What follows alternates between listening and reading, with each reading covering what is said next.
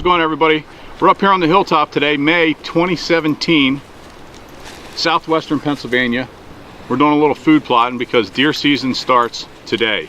So what I want to show everybody is a little bit of the food plots that we have and some of the food plots that we're working on and some modifications to the plots we're doing right now.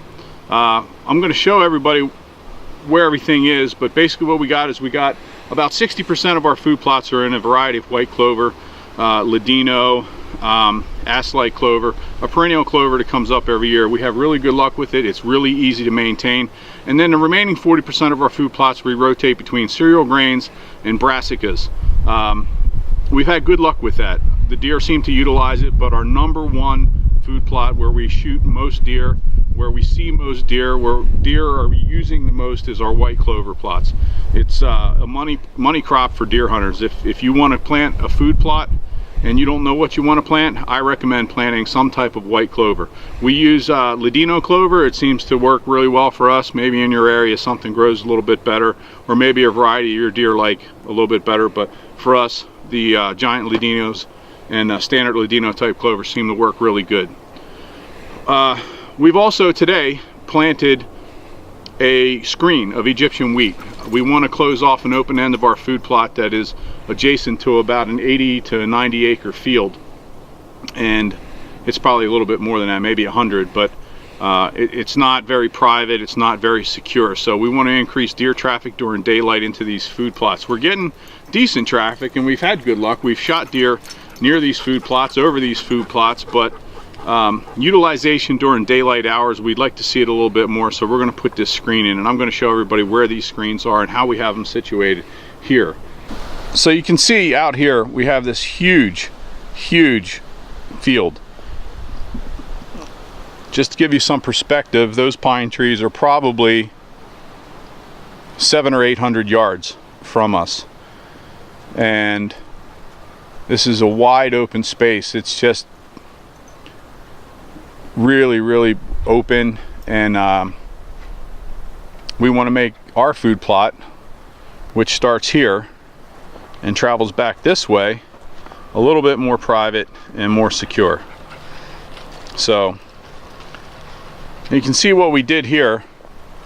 We disked up a strip from the back of the woods that are behind me, all the way down to the other side. This is about 65 yards and it's about 25 feet wide.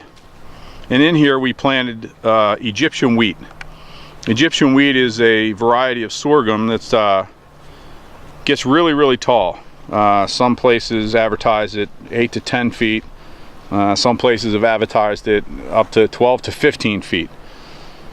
So our goal is to plant this strip of Egyptian wheat to provide a screen, to provide privacy from this wide open space where a lot of other hunters that have permission to hunt this adjacent property travel through, and also to make our food plots here a little more secure, a little more private, and a little more comfortable for deer to utilize.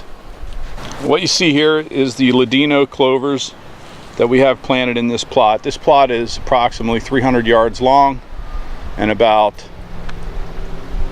35 yards wide, and there's a little bit of grass in here, but we're going to go ahead and spray some herbicides to get rid of that grass and get this clover going. One of the best things you can do for clover is just to mow it. You keep it mowed and weeds will be almost non-existent. So like I said, this is our clover plot, one of them.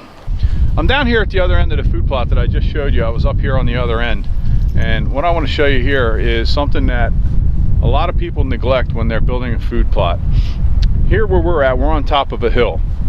Down below us, about a quarter of a mile from here, is a creek, and that's the only source of water anywhere around here for at least 3/4 of a mile in any other direction.